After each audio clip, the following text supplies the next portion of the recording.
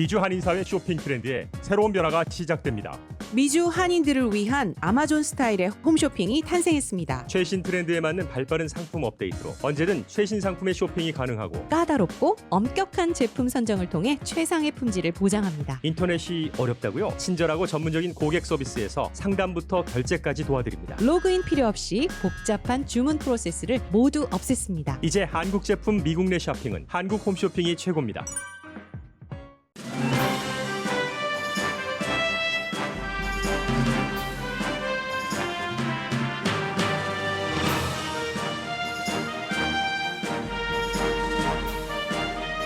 강혜신의 오늘의 미국.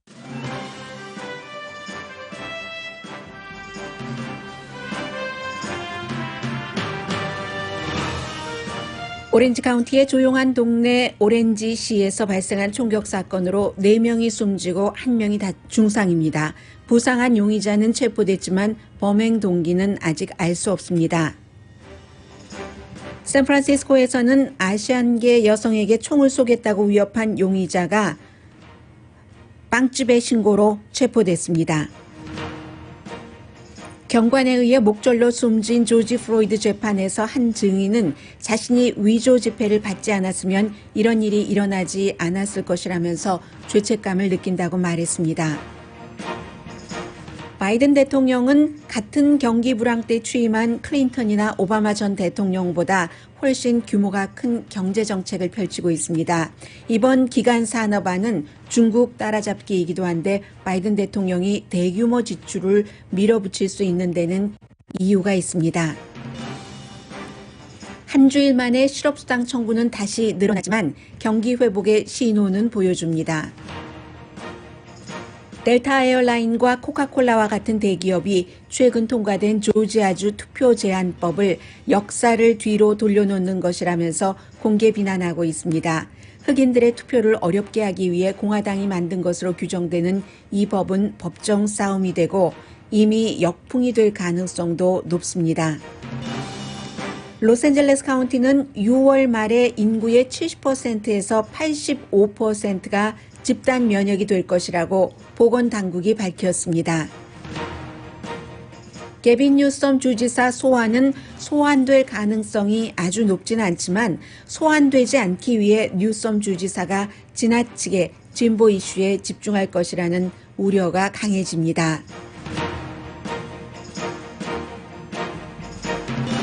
여러분 안녕하십니까? 오늘의 미국 강혜신입니다. 오늘 미국의 전국적인 탑 뉴스는 두 가지입니다. 크게는 하나는 바이든 대통령이 지금은 백악관에서 장관들과 같이 회의를 하고 있거든요. 어제 발표를 한 기간 산업안을 홍보하기 위해서고, 그리고 또 하나는 조지 플로이드 재판입니다. 그러나 저는 여러분들께 오늘 지금 여러 사건들이 발생하고 있기 때문에 오늘의 미국에서 사건 발생을 중요하게 탑뉴스로 다루는 적이 많지는 않습니다. 그만큼 오늘 여러분들께 전해드리는 것은 예를 들면 어제 이 사건이 5시 30분 오후에 발생을 했는데 아직 특별한 내용이 없더라도 리마인드용이라고 할까요? 요즘은 아직까지는 코리안 아메리칸을 포함해서 에이션 아메리칸들이 총 혐오 범죄에 대해서 굉장히 긴장하고 있고, 좀 긴장도 긴장이지만 걱정도 걱정이고요.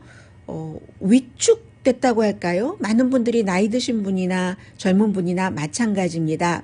202 웨스트 링컨 애비뉴, 오렌지 시티, 로스앤젤레스에서는 한 30분 정도, 30분이 아니죠. 30분보다 훨씬 더 가죠. 30마일 정도 떨어져 있고요.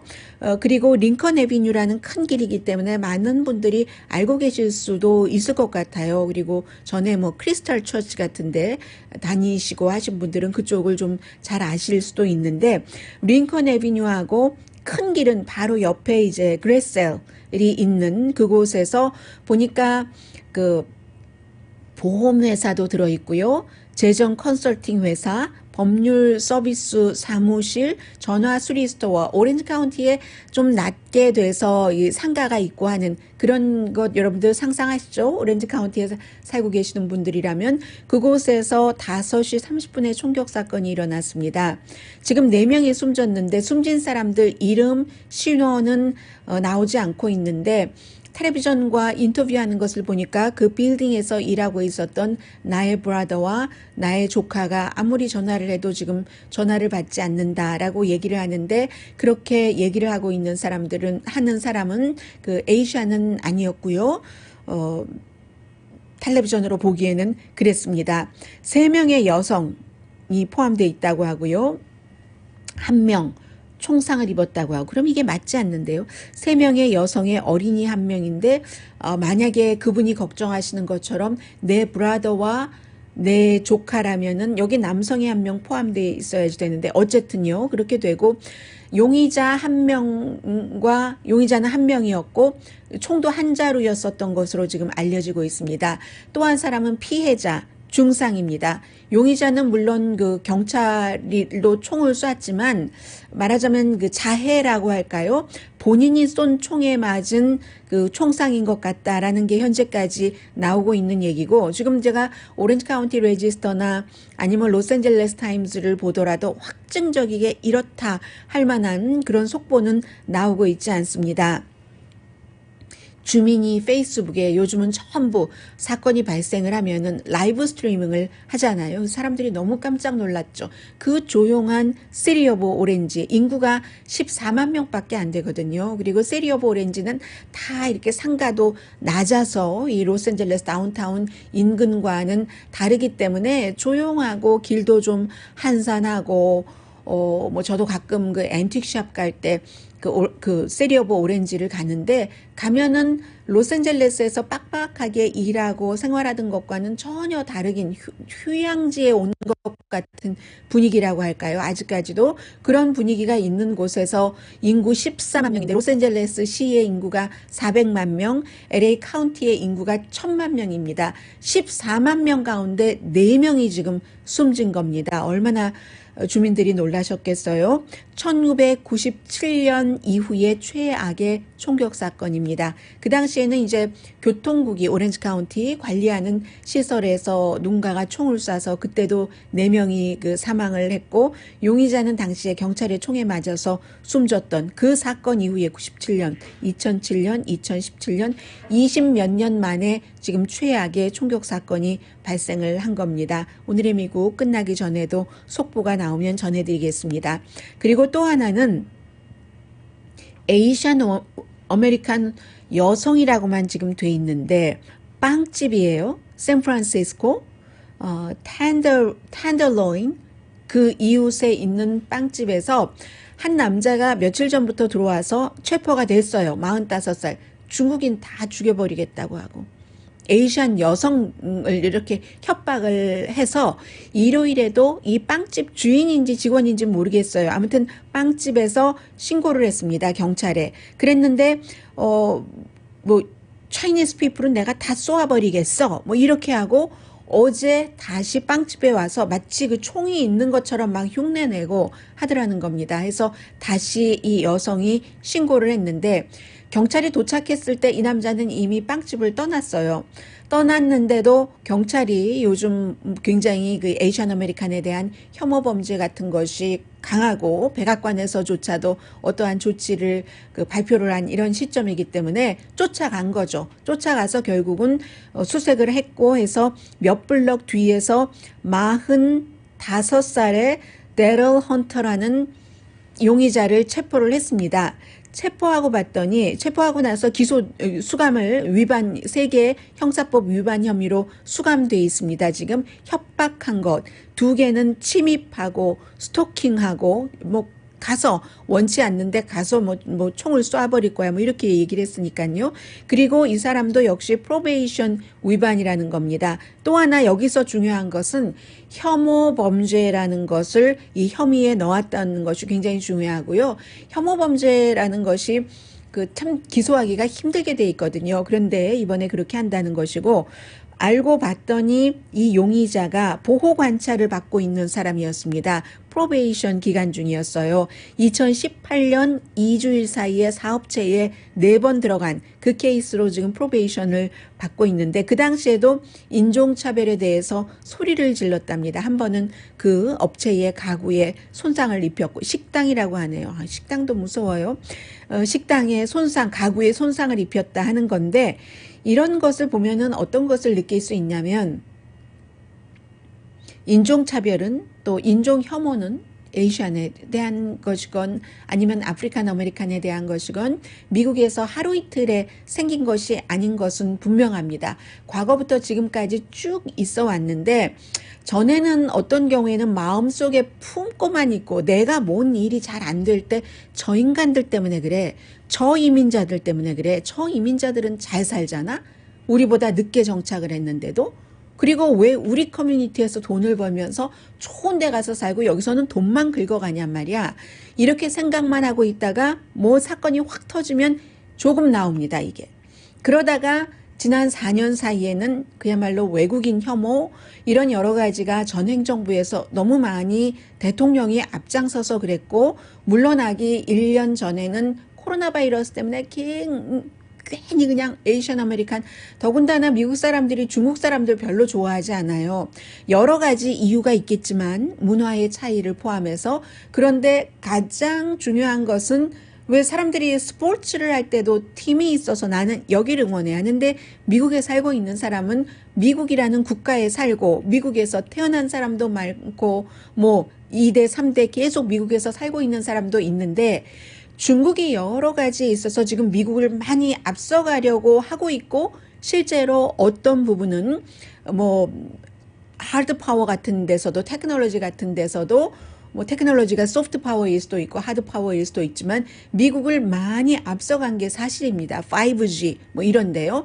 많이 앞서갔기 때문에 중국인에 대해서 뭔가 경계하고 이런 것도 있어요. 그렇지 않아도 여러 가지 문화의 차이에 따라서 싫어하는 것도 있는데다가 그런 것을 사람들이 갖고 있는데 뭐 쿵후 바이러스 이러니 저러니 하니까 뭐 생긴 게 누가 누군지도 모르겠고 에이시안들은 다 혐오하는 이런 것들이 마음속에만 있고 전에는 조금씩 말로만 하고 그냥 눈치만 주고 하다가 이제는 와서 다 쏘아버리겠어? 말로 하다가 며칠 뒤에는 와서 총 쏘는 흉내를 내고 하는 것까지 번지는 거죠. 그렇기 때문에 지도자가 얼마나 중요한가?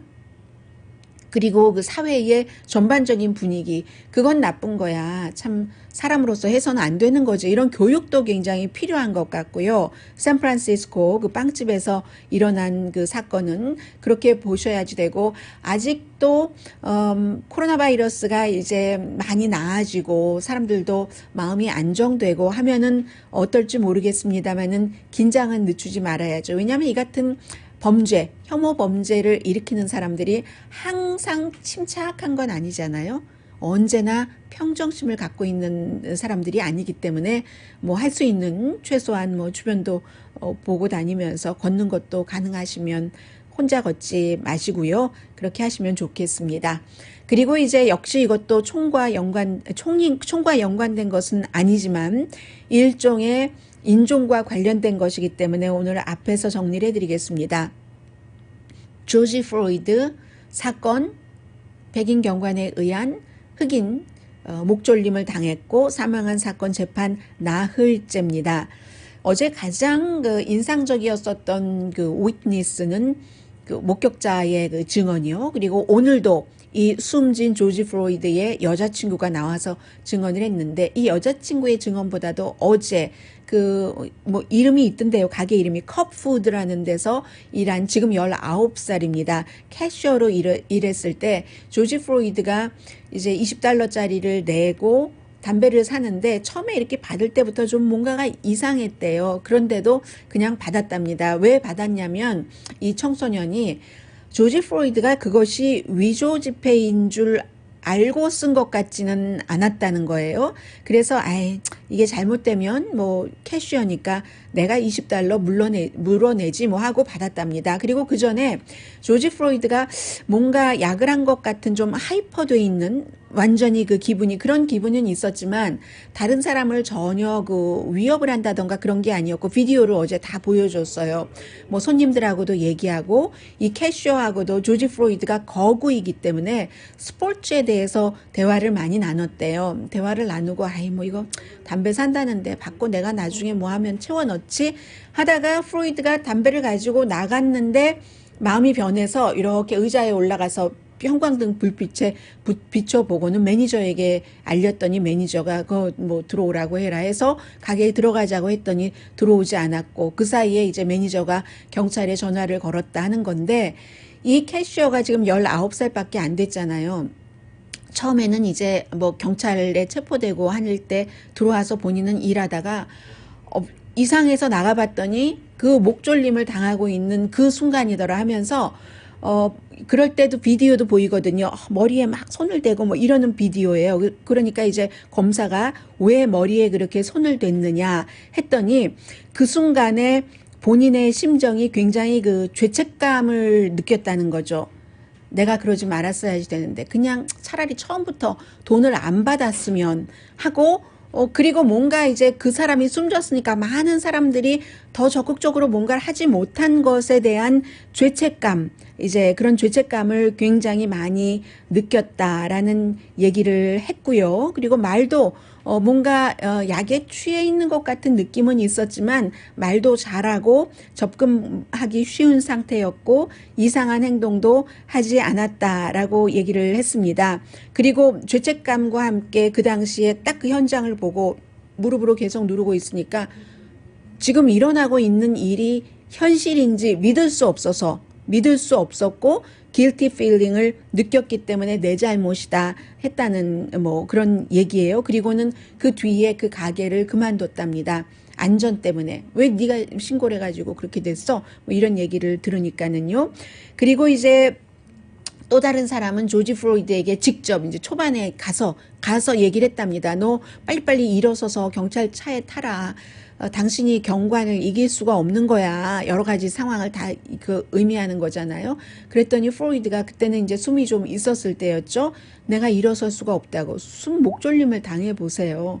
그렇다는 거. 그리고 오늘 아침에는 그러니까 변호팀은 마약에 취해 있다. 뭐 오피오이드든가 무엇이 되었건 이런 얘기를 했고 걸프렌드가 얘기하기를 우리는 오래전에 프로이드도 그렇고 나도 그렇고 마약을 끊었다. 그런데 아마 그 사건이 2020년 지난해 5월이었잖아요. 그 즈음에 다시 그 약을 프로이드가 했는지도 모르겠다. 그런 듯하다. 이런 얘기를 했고 거기에 대해서 이제 검사 측에서 하는 얘기는 약물을 복용을 한 적이 있었다는 것을 인정을 합니다. 검사도. 그런데 아니 약물을 복용했다고. 위조지폐인지 아닌지 알고 썼는지 모르고 썼는지도 모르고 또 설령 위조지폐로 알고 썼다 하더라도 약물을 복용했다 하더라도 그게 9분 몇십 초 29초 동안 목졸림을 당해서 죽어야지 될 이유가 되는 거야?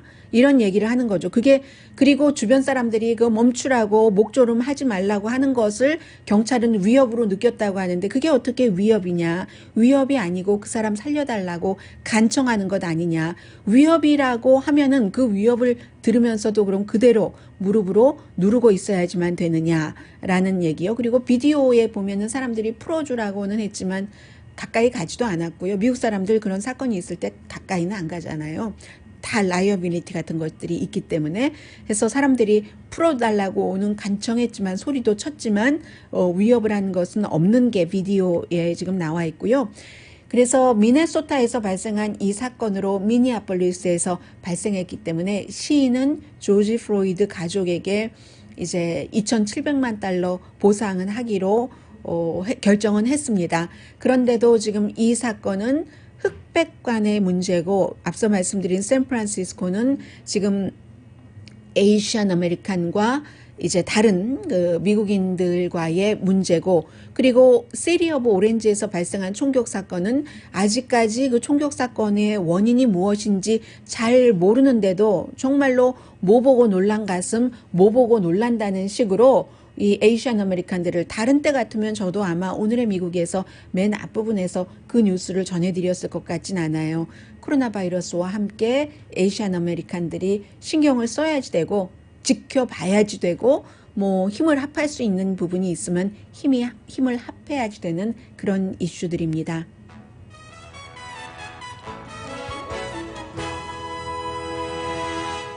오늘의 미국은 전문가가 추천하는 이민법, 가정법 전문 재인정 종합법률사무소, 미주류 언론과 유명 인사들을 만족시킨 감동시킨인가요?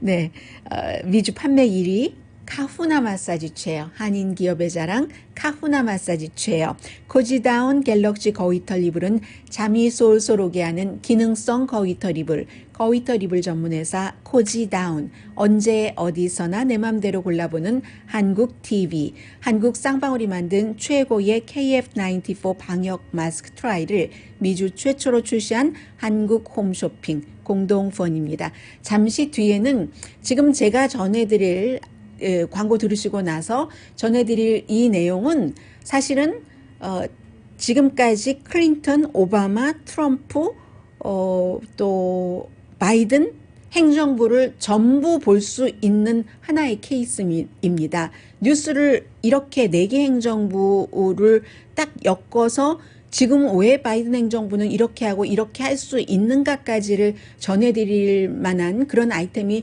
많지 않거든요. 잠시 뒤에 전해드리겠습니다.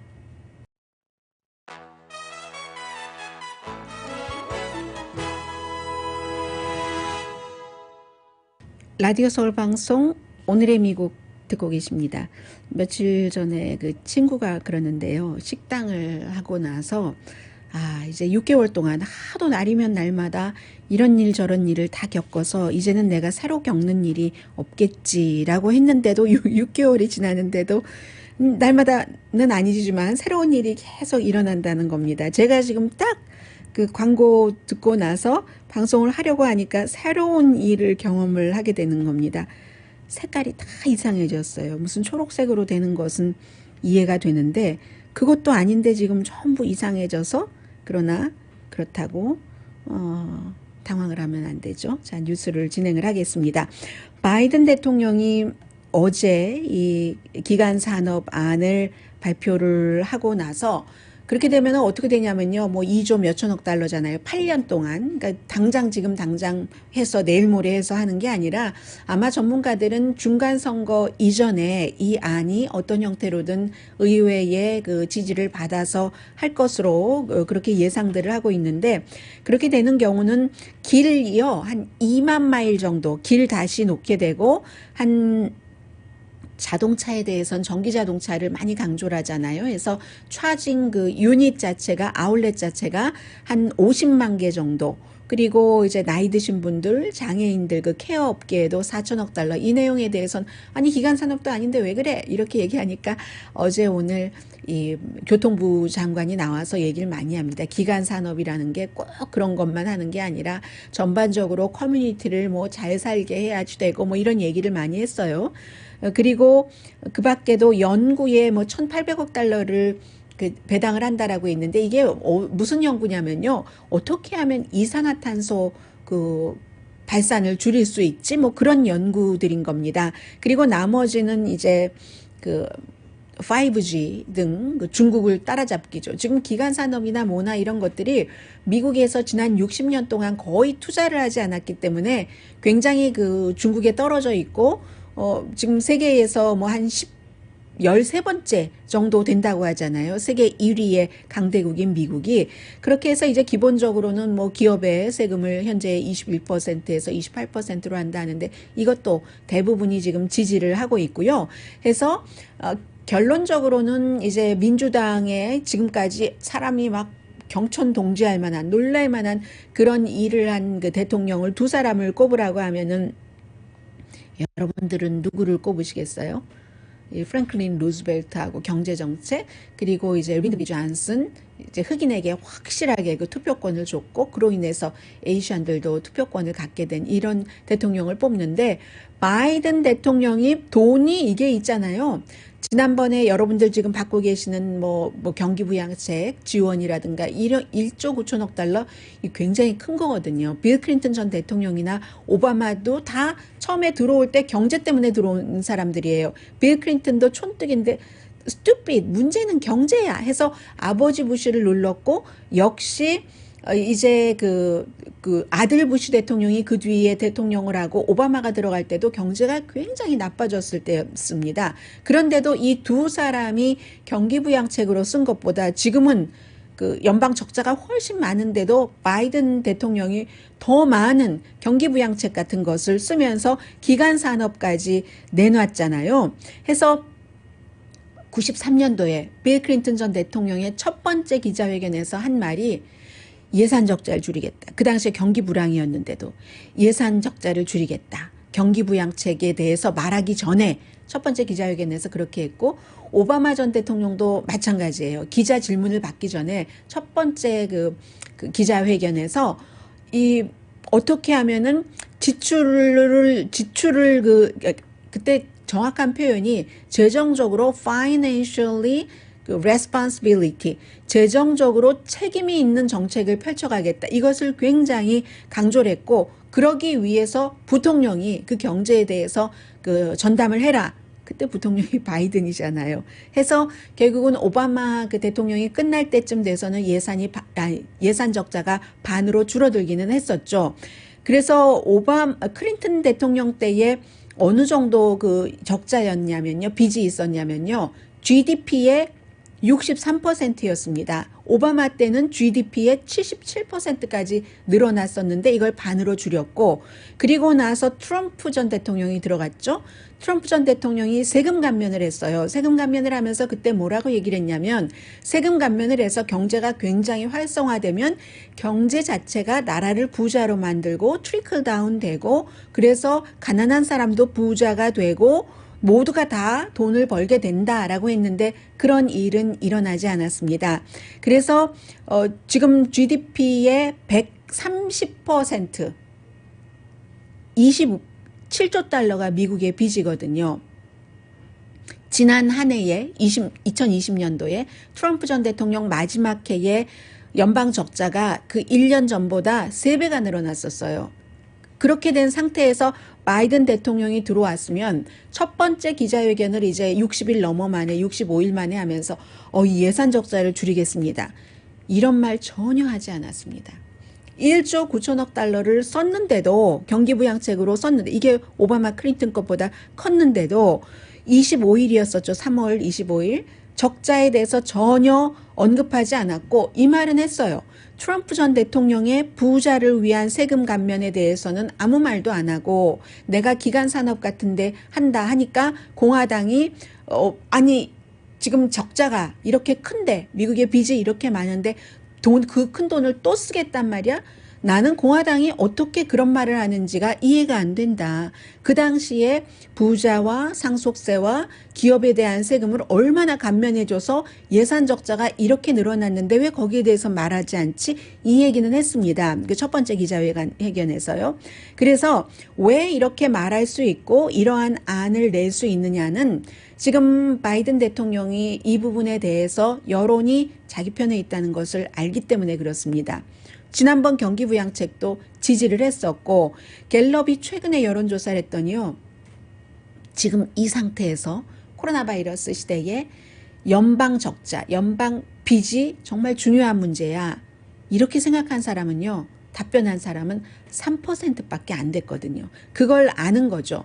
원래는 이 바이든 대통령이 그 수십 년을 연방 의회에서 일을 했기 때문에 기록이 있잖아요. 이 사람이 그 예산에 대해서 그러니까 적자에 대해서 굉장히 강경한 입장을 취했습니다. 1984년도에 미국이 GDP의 34%가 그 당시에는 그 빚이었어요. 그 빚의 액수가 그 GDP의 34% 규모 정도가 됐거든요. 지금은 130% 규모지만, 그랬을 때 바이든 그 당시의 연방 상원의원이 연방 지출을 동결하는 것, 프리즈하는 것, 이것을 지지했었던 사람이거든요. 레이건 시대잖아요. 1984년이면. 그런데 중간 선거 전에 더 많은 돈을 지금 또 마련해서 써서 그래서 뭔가를 활성화를 일으키겠다 하는 거예요. 그러면서 이것도 민주당이 받쳐주기 때문에 그런 겁니다. 지금은 민주당이 그래도 그 바이든 대통령을 받쳐주고 있잖아요. 하면서 민주당 의원들이나 아니면 그 빌 클린턴 전 대통령 당시에 그 자문을 했고, 오바마 당시에는 비서실장을 했던 그 램 임마누엘 같은 사람이 얘기를 하잖아요. 공화당은 뭐 돈 쓰는 거 줄여야 된다고 하고 책임 있게 뭘 해야 된다고 하면서 항상 부자에 대한 세금 감면만 펑펑해. 이런 얘기를 하는 것. 이게 이제 민주당에서 좀 뜻이 모아줘서 바이든 그 대통령이 지금은 국가에서 돈을 쓰지 않으면 쓸 돈이 없어서 안 돼라고 얘기를 하게 되는 겁니다. 그래서 이러한 것들 때문에 지금 그 기간 산업 같은 것도 하게 되는 것이고요. 기간 산업을 하면은 이제 뭐 새로운 일자리들이 많이 생길 것을 사람들이 기대를 하고 있습니다. 잠시 뒤에는 중요한 내용을 전해드리겠는데요. 그 전에 실업수당만 잠깐 말씀드리고요. 실업수당이 지지난주에 내려가서 이거 코로나 바이러스 시대 이후에 가장 낮네 이렇게 말씀을 드렸는데 한 주일 만에 다시 그 71만 9천 건으로 늘어났거든요. 예상은 한 67만 5천 건 되지 않을까 했는데, 코로나 바이러스 이전에 실업수당 청구가 가장 높았던 때가 69만 5천 건이었거든요. 이것보다 이제 또다시 올라간 거예요. 지난주에 조금 내려갔다가 68만 4천 건이었었잖아요.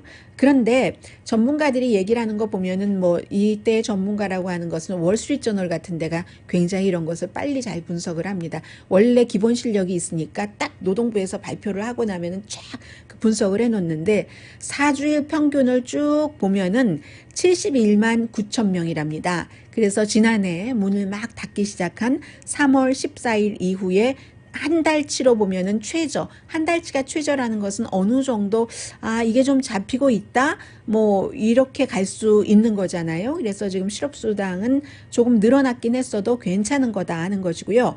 잠시 뒤에는 미국의 모든 정책 같은 것들이 결국은 여론으로 움직이는데, 그 여론이 요즘에는요 민간 기업이 많이 개입을 합니다. 그리고 민간 기업이 회사 자체로도 개입을 하지만 그 회사의 CEO가 누구냐에 따라서 굉장히 달라지거든요. 이게 바로 조지아주에서 새로 통과된 그 투표 제한법이라고 말씀드려도 될 것 같아요. 그 투표 제한법에 대해서 델타, 코카콜라, 머크사 이런 데가 다 용납할 수 없어. 이제부터 시작이야 라고 얘기를 하고 있거든요. 잠시 뒤에 전해드립니다.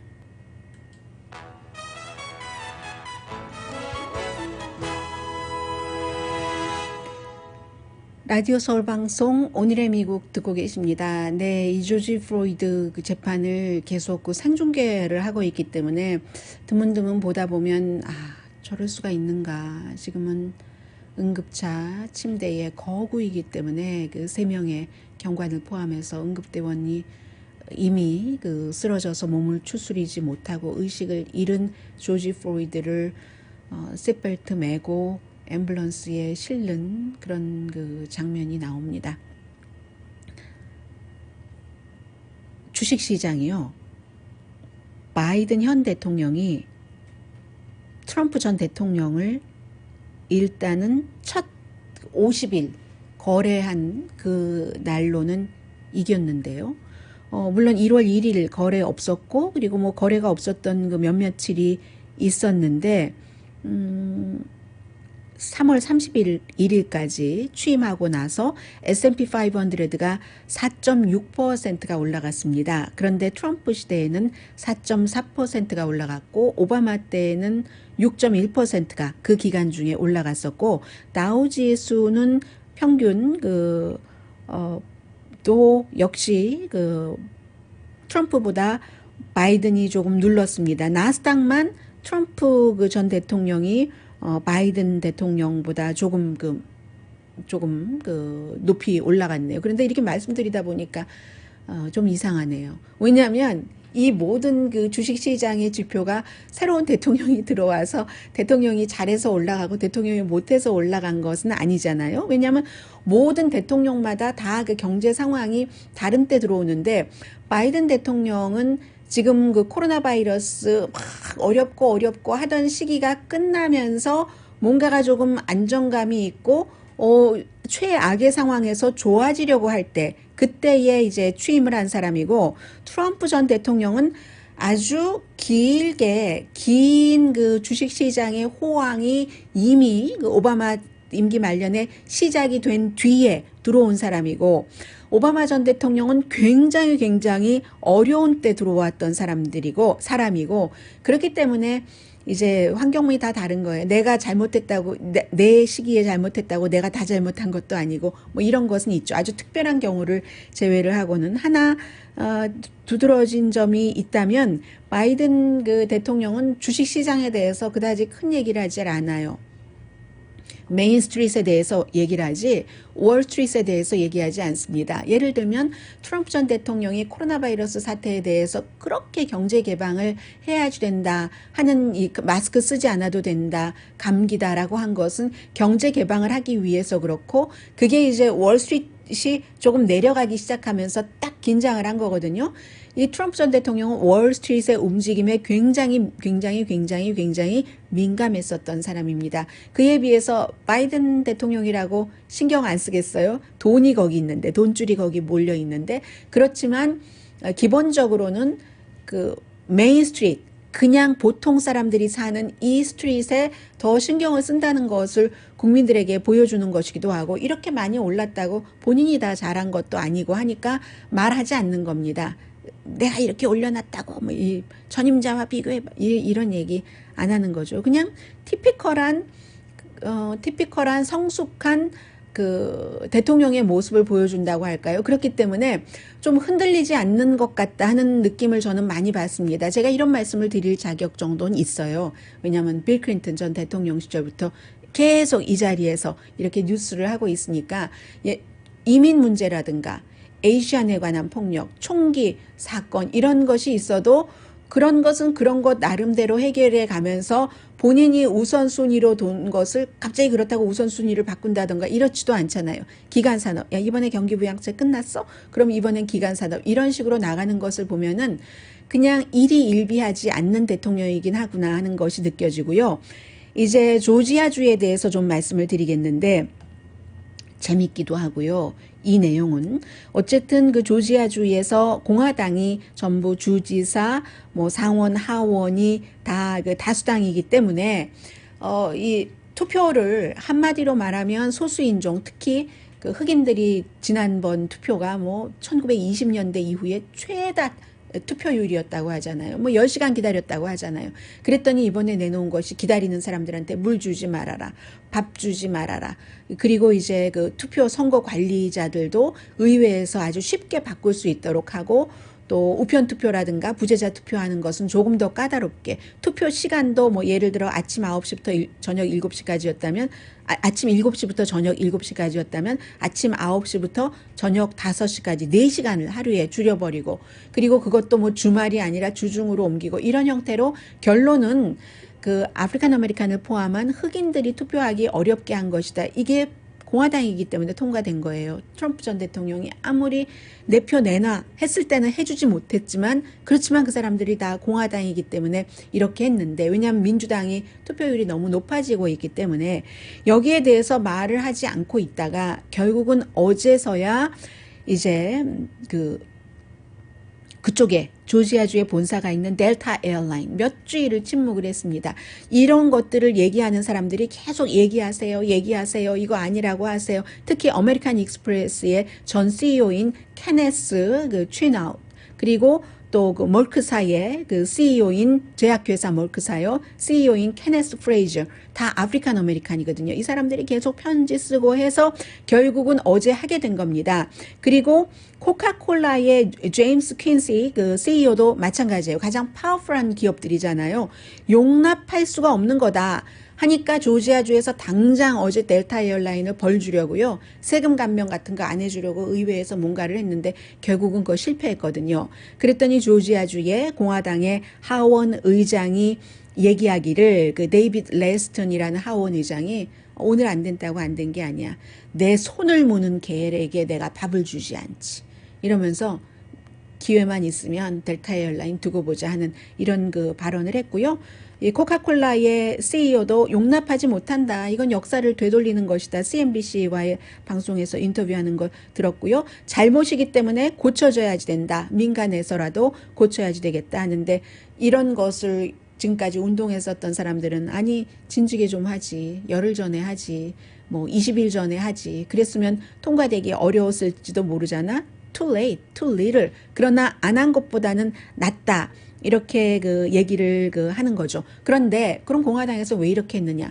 부정선거를 줄이기 위해서 그랬다는 거예요. 그런데요, 이코노미스트가 지적을 했습니다. 2000년부터 지금까지 조지아주에서 어떤 형태로든 부정선거 케이스가 8번밖에 없었다는 거예요. 8케이스라는 거예요. 작은 거겠죠. 뭐 어떤 형태로든. 그런 것이기 때문에 이쪽에서는 이것은 또 그 민주당 쪽에서는 그것을 그 민주당의 투표를 막기 위해서 그렇다. 레드에서 블루로 가는 것을 막기 위해서 그렇다 하는 건데요. 이미 역풍은 맞고 있습니다. 이게 이제 법적 소송이 되고 뭐가 되고 할 것이지만 민주당에서 특히 그 조지아 주지사 선거에 나갔었던 그 스테이시 윌리엄스 같은 사람이 지난 10년 동안 그 투표 동료를 너무 많이 해왔고 그 결과가 지난번 선거에서 120년 만에 최고의 투표율을 냈는데 사람들이 이렇게 억압하면 억압할수록요 연애하지 마라 너 그 남자랑 헤어져 하면 더 연애하잖아요. 그런 식으로 민주당의 투표율이 더 높아질 수도 있다. 이런 얘기도 지금 나오고 있습니다.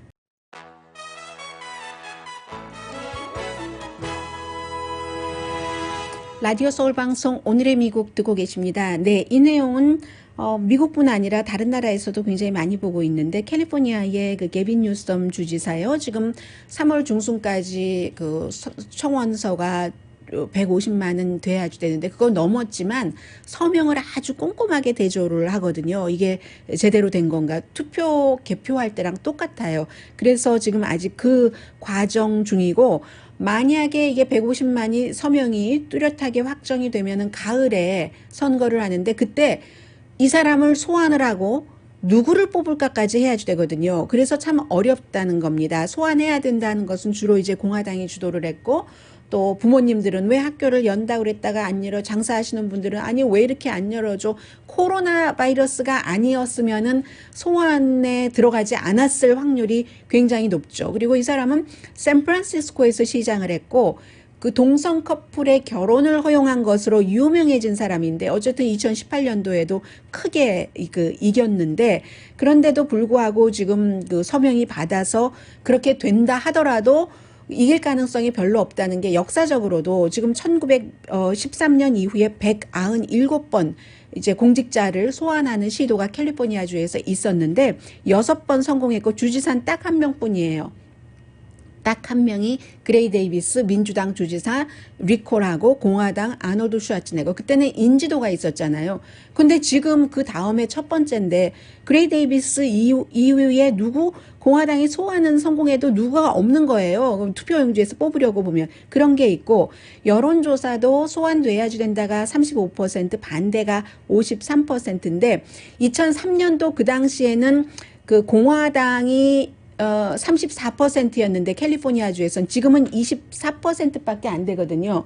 공화당은 캘리포니아주에서는 R자는 주홍글 씨와 마찬가지가 돼서 링컨이 오더라도 캘리포니아주에서 이길 수 없다. 뭐 이런 얘기가 있는데 보다 중요한 것은 이제 그 게빈 뉴섬이 거기서 살아남고 또 그 다음에 선거를 치러야지 되는데 그 선거 때 자신의 기반을 다지기 위해서 더 진보 쪽으로 이슈를 가져가지 않을까 이런 것을 사람들은 걱정을 합니다. 오늘의 미국은 전문가가 추천하는 이민법, 가정법 전문 제인정 종합법률사무소, 미주류 언론과 유명 인사들을 감동시킨 미주 판매 1위 카후나 마사지 체어, 한인 기업의 자랑 카후나 마사지 체어, 코지다운 갤럭시 거위털 이불은 잠이 솔솔 오게 하는 기능성 거위털 이불, 거위털 이불 전문회사 코지다운, 언제 어디서나 내 맘대로 골라보는 한국 TV, 한국 쌍방울이 만든 최고의 KF94 방역 마스크 트라이를 미주 최초로 출시한 한국 홈쇼핑 공동 후원이었습니다. 10시에 좋은 아침, 좋은 하루 방송됩니다. 네, 뭐 여러 가지 지금 캘리포니아주 오픈하고 좋은 뉴스들 많이 있어요. 게다 대고 LA 카운티 보건국장이 지금 16세 이상이 80% 정도가 12주일 안에 접종을 한다고 하거든요. 그럼 계산해보면 6월 말이 되면은 70% 내지 85%가 집단 면역이거나 아니면 된다는 건데 백신을 맞거나 아니면 이미 감염이 됐었기 때문에 모르는 사이에 감염이 됐었기 때문에 그렇다는 거예요. 캘리포니아주의 인구가 18살 미만이 21.4%밖에 되지 않거든요. 그렇기 때문에 이래저래 이 뉴스 자체는 괜찮아요. 오히려 파우치 박사는 더 괜찮은 뉴스도 나옵니다. LA 카운티 45% 주민은 항체 있을 것이라고요. 강희신이었습니다.